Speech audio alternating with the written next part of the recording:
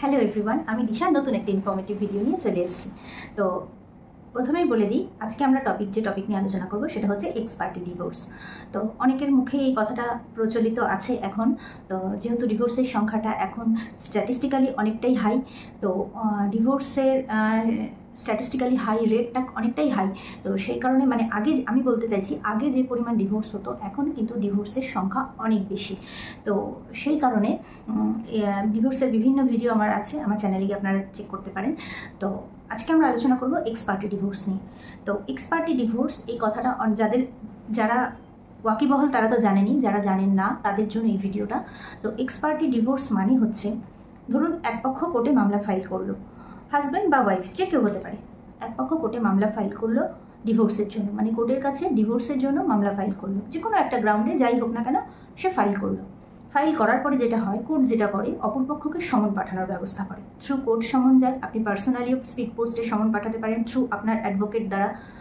তো অপরপক্ষকে সমন পাঠানোর পরে যদি অপরপক্ষ কোর্টে অ্যাপিয়ার না হয়, তো এক্ষেত্রে একটা কন্ট্রোভার্সি থেকে যায় যে অনেকের মনে প্রশ্ন থাকে যে কতবার সমন পাঠানো যায়, কতবার। দেখুন, এটা কিন্তু কোনো আইনতভাবে যে 5 বার সমন পাঠানো যায় বা 10 বার সমন পাঠানো যায় এরকম কিন্তু কোনো জায়গায় কোনো লেখা নেই। কিন্তু এক একটা কোর্ট এক এক রকমভাবে কিন্তু এই জিনিসটাকে ডিল করে। অনেক ক্ষেত্রে আমি 2 বার 3 বার সমন পাঠাতে দেখেছি, বিভিন্নভাবে ফোনেও দেখেছি, কমিউনিকেট করার চেষ্টা করা হয়েছে। তো এটা পুরো কোর্টের উপরে নির্ভর করে। তো যাই হোক, সমন পাঠানোর পরে যদি সেই সমনটা দেখা যায়, আপনারা ট্র্যাক রিপোর্ট তুলে দেখতে পারেন যে সমনটা সে রিসিভ করেছে কিনা। অবশ্যই কোর্টকে দেখাতে হবে সমনটা সে রিসিভ করেছে কিনা। এই রিসিভিংয়ের যে কপিটা, এটা কিন্তু কোর্টকে দেখাতে হবে, কোর্টের গ্রহণযোগ্যতার মধ্যে আনতে হবে যে আপনি যে সমনটা পাঠিয়েছেন বা থ্রু কোর্ট যে সমনটা গেছে, থ্রু কোর্ট যেটা গেছে সেটা তো কোর্টের রেকর্ডেই থাকবে, এবং আপনি যে সমনটা পাঠিয়েছেন সেই সমনটা যার উদ্দেশ্যে পাঠিয়েছেন সে রিসিভ করলো কিনা সমনটা, তার অ্যাড্রেসে গিয়ে সেই সমনটা পৌঁছলো কিনা। আপনি স্পিড পোস্টেই পাঠাবেন, স্পিড পোস্টে পাঠালে আপনি খুব অনায়াসেই ট্র্যাক রিপোর্ট তুলে নিতে পারেন। ট্র্যাক রিপোর্টে যদি ডেলিভার্ড লেখা থাকে তাহলেই কোর্টের গ্রহণযোগ্যতার মধ্যে এটা চলে আসবে যে সে সমনটা রিসিভ করেছে।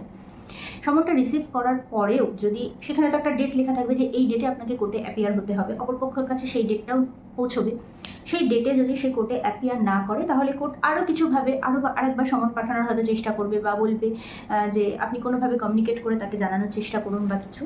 তো বারংবার তাকে জানানোর পরেও সে যদি কোর্টে অ্যাপিয়ার না করে, অপরপক্ষ যদি কোর্টে অ্যাপিয়ার না করে, তখন যে পক্ষ মামলা করেছে, আমি এখানে কোনো লিগাল টার্ম ব্যবহার করছি না, কারণ লিগাল টার্ম ব্যবহার করলে অনেকেরই বুঝতে অসুবিধা হয়ে যাবে, সেজন্য এক পক্ষ অপর পক্ষ করে কিন্তু বলছি আপনাদের বুঝতে সুবিধার জন্য। প্রত্যেকটারই কিন্তু একটা একটা করে লিগাল টার্ম আছে, কিন্তু আমি সেটা ব্যবহার করছি না, একমাত্র আপনাদের বোঝার সুবিধার্থে।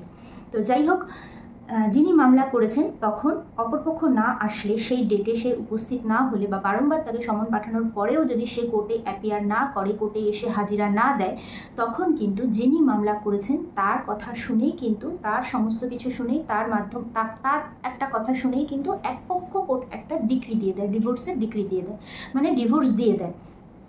তো কোর্ট কিন্তু সেটা অর্ডার করে দেয়। তো এই জিনিসটাকেই বলে হচ্ছে এক্স পার্টি ডিভোর্স, কোর্টের এক পক্ষের কথা শুনেই অপরপক্ষ যখন অনুপস্থিত থাকে, বারংবার তার সাথে যোগাযোগ করার পরেও সে যখন কোর্টে উপস্থিত হয় না, তখন যিনি মামলা করেছেন তার কথা শুনেই কিন্তু কোর্ট ডিভোর্সের ডিক্রিটা দিয়ে দেয়।